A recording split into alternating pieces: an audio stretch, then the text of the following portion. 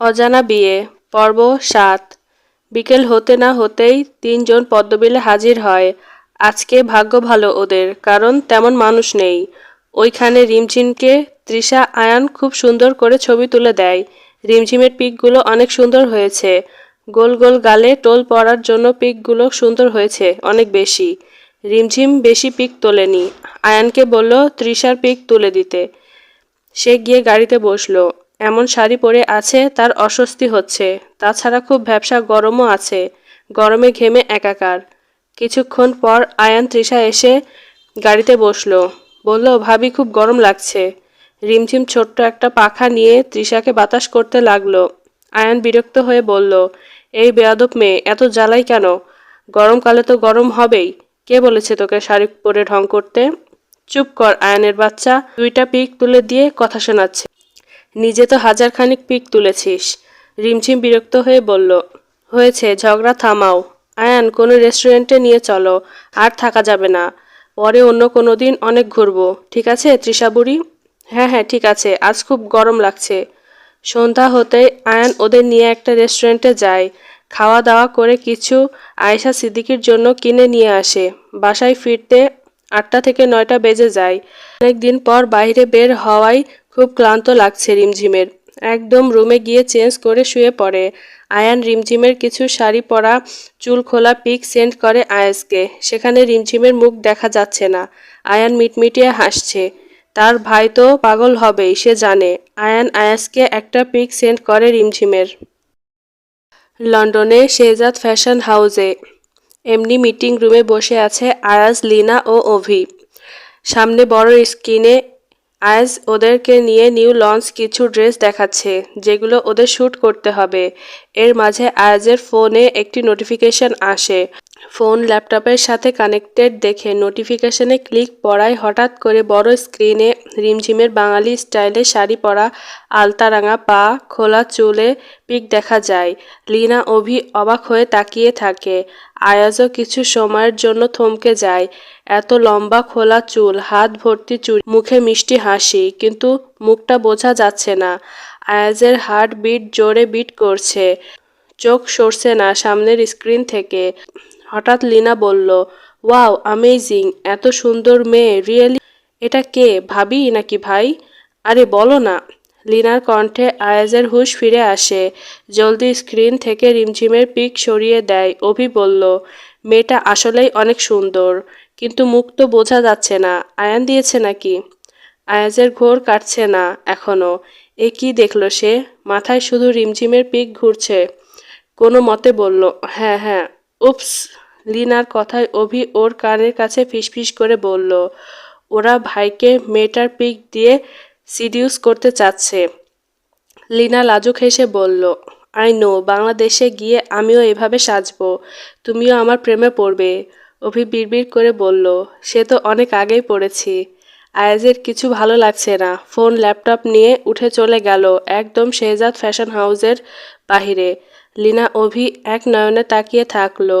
লিনা অভির close হয়ে ওর হাত ধরে বলল, বেবি চলো না ঘুরতে যাই। গাড়ি চলছে আপন গতিতে। প্রায় রাত হয়ে গেছে। আয়াজ গাড়ি নিয়ে কোথা থেকে কোথায় যাচ্ছে সে নিজেও জানে না। এর মধ্যে 10টা সিগারেট খেয়ে শেষ করে ফেলেছে। মাথায় শুধু একটাই নাম ঘুরে বেড়াচ্ছে, আরোহী রিমঝিম। তার অজানা বউ। এখন তার নেশা হয়ে গেছে। না দেখা পর্যন্ত, না ছোঁয়া পর্যন্ত সে শান্তি পাচ্ছে না। মনে হচ্ছে এখনই দম বন্ধ হয়ে মরে যাবে। গাড়ি ঘুরিয়ে নিজের বাড়ি শেহজাদ হাউসের দিকে চলল আয়াজ। তার মাথায় কি চলছে সে নিজেও জানে না। তার খুব অস্থির লাগছে। গা গরম হয়ে গেছে মনে হচ্ছে, জ্বর আসছে। কোনো মতে ড্রাইভ করে বাসায় পৌঁছায়। গিয়ে একটি অ্যান্টিবায়োটিক ওষুধ খেয়ে নেয়। তাও যেন নেশা কাটে না, জ্বর কমে না। 3 কবুলের পাওয়ার তাকে প্রেমে ফেলতে বাধ্য করেছে। বিড়বিড় করে বলল, বউয়ের ছোঁয়া থেকে বড় অ্যান্টিবায়োটিক জগতে আর নেই। অন্ধকার রুমে বেডে শুয়ে আছে একজন। বাহিরে বাতাস যেন মেঘলা আকাশে তুমুল বেগে ঝড় বইছে। রুমের বারান্দায় পর্দা উড়ছে অগোছালো ভাবে। বজ্রপাত হচ্ছে অনেক। একটা ছায়া রুমে প্রবেশ করে বিছানায় সেই শুয়ে থাকা ব্যক্তির নিকট পৌঁছায়। তাকে ভালোভাবে পরখ করে নেয়। মুখে মেকি হাসি। শুয়ে থাকা ব্যক্তির গলায় হাত স্পর্শ করে কানের কাছে মুখ নিয়ে ফিসফিস করে বলল, আমি এসে গেছি। কেউ আর তোমাকে আমার কাছ থেকে বাঁচাতে পারবে না। হঠাৎ কেউ রিমঝিমকে স্পর্শ করছে এমন মনে হয়েছে তার কাছে। ঘুমের ঘোরে ধরফরিয়ে উঠে বসে রিমঝিম। টেবিলে থাকা ল্যাম্প লাইট অন করে। বাহিরের আবহাওয়া স্বাভাবিক। বাতাস নেই, বজ্রপাত নেই, ঝড় নেই, কোনো ছায়াও নেই। বারান্দার ডোর লক করা, তার রুমের দরজাও। কেউ ভেতরে প্রবেশ করার সুযোগ নেই। সময় দেখল, রাত 4টা বাজে। স্বপ্ন দেখেছে, সে এখন সেটা বুঝতে পারছে। গত একদিন আয়েশা সিদ্দিকী টেনশনে ছিল। সারাদিন আয়াজের ফোন অফ, কল তুলছে না। লিনাকে ফোন করলেই সে বলল তার ভাই অফিসেও আসেনি। আয়াজের স্বভাব আছে মাঝে মাঝে ফোন অফ করে রাখা।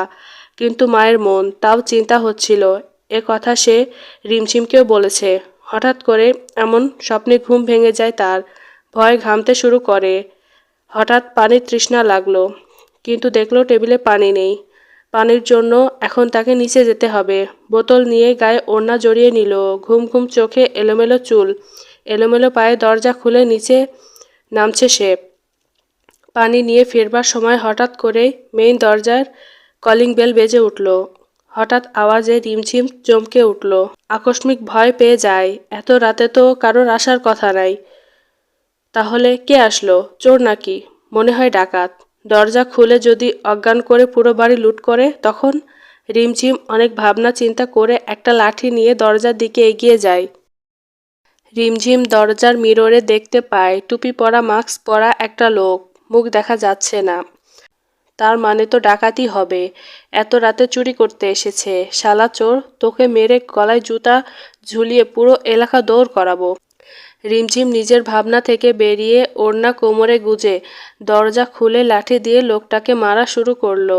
মারতে মারতে চেঁচিয়ে বলল, চোর চোর চোর, কে কোথায় আছো? মামনি, আয়ান, তৃষা, জলদি আসো।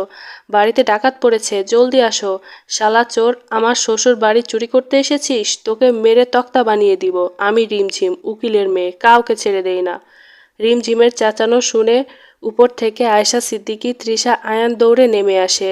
রুমের লাইট অন করে। দেখতে পায় একটা হুডি পরা, মাস্ক পরা লোক মাটিতে পড়ে আছে। সামনে এগিয়ে একটা ব্যাগ রয়েছে। রিমঝিম ওদের দেখে বলল, মামুনি দেখো, চোর ধরেছি। দেখো, ব্যাগ নিয়ে এসেছে চুরি করতে। আজকে ওকে মারার আগে আয়ান সেখানে পৌঁছায়।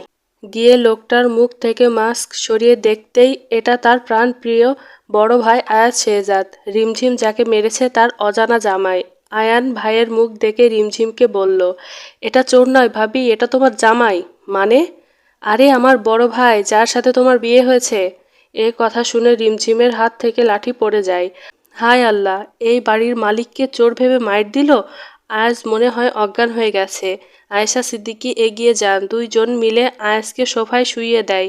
মাথায় ব্যথা পেয়েছে। আয়ান গিয়ে ডক্টরকে ফোন দেয়। এতক্ষণ ঘুম ঘুম চোখে সব দেখছিল। রিমঝিমের কাছে এসে বলল, এ কী করলে ভাবি? নিজের জামাইয়ের মাথা ফাটিয়ে দিলে। এখন সেবা যত্ন তোমাকেই করতে হবে। রিমঝিম কাঁদো কাঁদো মুখে আয়েশা সিদ্দিকীকে বলল, মামনি, আমি জানতাম না এটা আমার জামাই। এমন তোমার ছেলে অন্ধকারে কিছুই দেখতে পায়নি। আহা, তুই কান্না করিস না, তোর দোষ নেই। এই হতচ্ছাড়া এত রাতের চোরের মতো সেজে এসেছে কেন? ওর দোষ। আয়ান, ডাক্তারকে আসতে বল। এত রাতে আসবে কিনা কে জানে। রিমঝিম ভয়ে ওড়না দিয়ে মুখ ঢাকে। আয়াজের কাছে গিয়ে নাকে হাত দিয়ে দেখে নিঃশ্বাস চলছে। যাক, মরেনি। মরলে তো ওকে জেলে যেতে হতো।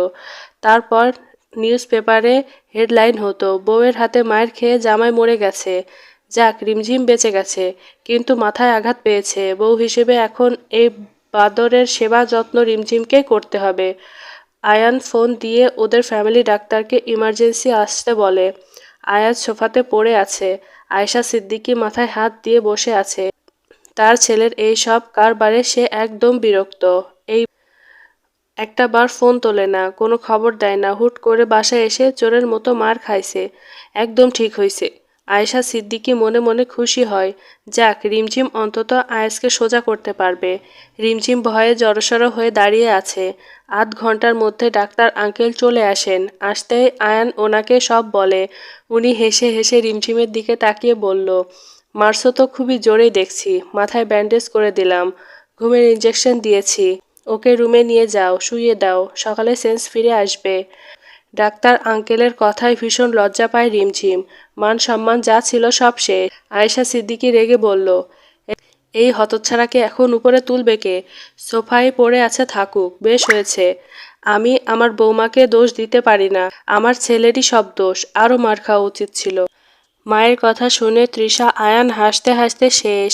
আয়ান হয়তো মনে মনে ধরতে পারছে ভাবির পিক দেখে ভাইয়া কন্ট্রোল করতে না পেরে দেখার জন্য বাংলাদেশে চলে আসছে। এসেই নিজের বউয়ের হাতে মার খেয়ে অজ্ঞান। ইতিহাসে মনে হয় প্রথম কোনো বেটা বউয়ের হাতে মার খাইছে। আচ্ছা, ওদের সংসার জীবন খুবই ইন্টারেস্টিং হবে। দুইজনই সমান, একদম সারা দিন চুলোচুলি করে সংসার করবে। এই সব ভাবতেই আয়ান কিছু কল্পনা করল। কল্পনা, রাতে আয়াজ অফিস থেকে ফিরেছে। রিমঝিম কোমরে শাড়ি গুজে রান্নাঘর থেকে বেরিয়ে এসেছে। হাতে তার রুটি বানানো বেলুন। একদম তেড়ে আয়াজের দিকে আসতেই আয়াজ এক লাফে সোফার উপর উঠে যায়। রিমঝিম রেগে বলল, এই সুরাইয়া কে? আয়াজ তুতুলিয়ে বলল, কে কে কোন সুরাইয়া? কোন সুরাইয়া? শালা তোকে সকালে ফোন দিল। হ্যাঁ, এই ঘরে বউ রেখে বাইরে ফষ্টি নষ্টি করে বেড়াস? তোরে আজকে আমি খাইছি, আমি তোর আজ মেরেই ফেলবো। সত্যি বউ, ও আমার অফিসের স্টাফ, একটা দরকারে ফোন দিয়েছিল। রিমঝিম তেড়ে আসলে আয়াজ সোফা থেকে নেমে দৌড়ানো শুরু করে। রিমঝিম ওর পেছনে বেলুন হাতে দৌড়াতে থাকে আর বলে, এত নাটক, এত ঢং করে কথা বলে কেন? হ্যাঁ শালা, তুই বলিস নাই তোর বউ আছে? হ্যাঁ, রিমের বাচ্চা ডিম, এত রাগ দেখাও কেন? আর তুমি আমার বউ, আমাকে রেসপেক্ট করো, আমি তোমার বড়। রেসপেক্ট তোর একদম ভরে দিব আমি। আজকে তোর খাওয়া দাওয়া বন্ধ, সারাদিন কল ধরস না, কালকে থেকে কপালে লিখে যাবি আমার বউ আছে, প্লিজ আমাকে ডিস্টার্ব করবেন না, না লিখলে অফিসে যাওয়া বন্ধ। বর্তমান। রিমঝিমের ডাকে আয়ানের হুঁশ ফিরে দেখে তার ভাবি তাকে ডাকছে। এতক্ষণ সে কল্পনা করছে, বুঝতে পেরে হাসতে হাসতে সোফায় গড়াগড়ি খাচ্ছে। তৃষা ওকে ওই রকম করে হাসতে দেখে রিমঝিমকে বলল, ভাবি এই ছাগলের আবার কি হলো, এমন করে কেন? রিমঝিম আয়ানকে ঠেলে ঠেলে বলল, এই কি সমস্যা তোর, এভাবে হাসিস কেন? ভুল করে তোমার আর ভাইয়ার ভবিষ্যৎ দেখে ফেলেছিলাম। সারা রাত সবাই ড্রয়িং রুমে বসে কাটিয়েছে। তৃষা, রিমঝিম, আয়ান গল্প করে পার করেছে সারা রাত। আয়াজ শেহজাদ ওরফে অজানা বউয়ের পাগল প্রেমিক ঘুমের সোফায় পড়ে আছে। সকাল হয়ে গেছে, সূর্য উঠে গেছে। ব্যস্ত নগরীর সকলে ব্যস্ত হয়ে পড়েছে সবার কাজে। ছেলে এসেছে বলে আয়েশা সিদ্দিকী সকাল থেকে রান্নার তোড়জোড় শুরু করছে। ওইদিকে রিমঝিম অপেক্ষা করছে তার অজানা জামাইয়ের জ্ঞান ফিরবার। সারা রাত ক্লান্ত হয়ে বসেছিল রিমঝিম। এখন সকালবেলা, তার প্রচুর ঘুম পাচ্ছে। ক্লান্ত শরীর নিয়ে তার নির্ধারিত রুমে ঘুমাতে চলে গেল। আয়ান ও তৃষা দুইজন আয়াজকে জাগানোর চেষ্টা করছে। অনেকক্ষণ ডাকার পর আয়াজ চোখ খুলে তাকালো। কোথায় আছে, কোন জায়গায়, কালকে রাতে কি হয়েছে সব কিছু বোঝার চেষ্টা করলো। হঠাৎ মাথায় তীব্র ব্যথা অনুভব হয়। তৃষা ভাইয়াকে ধরে বসায়। আয়েশা সিদ্দিকী রান্নাঘর থেকে দৌড়ে আসেন, ছেলের পাশে বসেন, মাথায় হাত দিয়ে বলল, এখন কেমন লাগছে বাপ? আয়াজ ভ্রু কুঁচকে চারিদিকে দেখল। সে এখনো নিচে সোফায় যে কাপড়ে বাংলাদেশে এসেছে সে কাপড়েই আছে। হঠাৎ মনে পড়ল কালকে কেউ তাকে সেই লেভেলের মার দিছে। উড়াধুরা মার খেয়ে অজ্ঞান হয়ে যায়। আয়াজ শেহজাদের গায়ে হাত তুলেছে, ওকে তো পৃথিবী থেকেই বিদায় করতে হবে। রাগে চোখ লাল হয়ে যায়। গম্ভীর কণ্ঠে বলল, কালকে রাত্রে ওটা কে ছিল? বাসায় কি মহিলা পাহারাদার আছে নাকি? আয়ান হাসতে হাসতে বলল, ওটা তোমার বিয়ে করে রেখে যাওয়া বউ। ভেবেছিল তুমি চোর, যেভাবে মাস্ক ছুরি পরে আসছো মুখ দেখেনি, তাই ভেবেছে চোর, তাই মেরেছে। কি? ওই মেয়ের এত সাহস? আয়াজ শেহজাদের বাড়ি থেকে তাকে চোর বলে? আয়েশা সিদ্দিকী রেগে বলল, তোর দোষ, এমন চোর সেজে এসেছিলি কেন? আর এত কি জরুরি দরকার না বলে এসেছিস? তোর তো আসার কথা না। আর বেশ করেছে আমার মেয়ে, বিয়ে করে রেখে গেছিলি মনে নেই? খুব তো ডেইলি ফোন দিয়ে খবর নেস, আমার বউ কই, কি করে, হ্যান ত্যান। এখন এ কথা বলিস কেন? মায়ের কথায় আয়েজের মুখ বন্ধ হয়ে যায়। এইভাবে অপমান? তার একটা কোম্পানি আছে, বাহিরে তার সম্মানের শেষ নেই, আর বাড়িতে অসম্মানের শেষ নেই। শুকনো ঢোক গিলল। এইখানে থাকলে তার মা 14 গোষ্ঠী উদ্ধার করবে। বাহ, কি একটা বউ কপালে জুটেছে আয়াজ তোর। লোকে তোর সাথে কথা বলতে হাঁটু কাঁপে, আর তোর বউ তোকে মেরে অজ্ঞান করে দেয়। দুনিয়াতে এত মেয়ে থাকতে কপালে এই গুন্ডা মেয়েই জুটল। আয়াজ আনমনে এসব ভাবছে। কোনো কিছু না বলে লাগেজ নিয়ে উপরে ওঠে। আয়েশা সিদ্দিকী বলেন, এই ফ্রেশ হয়ে নিচে খেতে আয়। রিমঝিম ঘুমিয়েছে, ওকে জাগাবি না খবরদার। তোর জন্য সারা রাত জেগে বসেছিল মেয়েটা। মায়ের কথায় মুখ ভেঙচি মেরে আয়াজ বিড়বিড় করে বলল, বুঝলাম না, মায়ের আমি খাইছি নাকি ও? বাহ, কি দাম আমার, সেই সেই। কাল নাগিনী জুটছে কপালে। বলে নিজের রুমে ঢুকলো আয়াজ। চারিদিক অন্ধকার, বারান্দার দরজা অফ। দেখলো রিমঝিম তার বেডে শান্তি মতো ঘুমাচ্ছে। এটা যেন সহ্য হলো না আয়াজের। শালা আমাকে মেরে ঘুম হারাম করে দিয়ে নিজে ঘুমাচ্ছে দেখো। ঘুম বের করছি বলেই রুমের পর্দা সরিয়ে দিল। সাথে সাথে এক দফা সূর্যের আলো রুমে আলোকিত হয়ে গেল। রিমঝিমের মুখের উপর এলোমেলো হয়ে চুল পড়ে আছে, হাত পা চারদিকে ছড়ানো ছিটানো। আয়াজ আবার বিড়বিড় করে বলল, বাহ, আমার রুম যেন তার রাজপ্রাসাদ। রিমঝিমের দিকে একটু এগিয়ে এলো। ফর্সা মুখ রোদের আলোয় চিকচিক করছে। আয়াজ ফু দিয়ে চুলগুলো সরিয়ে দিল। রিমঝিম গভীর ঘুমে ডুবে আছে। আয়াজ চুলগুলো কানের কাছে গুজে দিল। তোমার আগুনের মতো তেজ থেকে আমার প্রেমের তেজ বেশি। বিলিভ মি ডার্লিং, আমার প্রেমের আগুনে তোমার তেজ পুড়ে ছাই হয়ে যাবে। তুমি রাগ দেখাবে, তেজ দেখাবে, অভিমান করবে, আমি তা প্রেম ভালোবাসায় পুষিয়ে দেব ডার্লিং।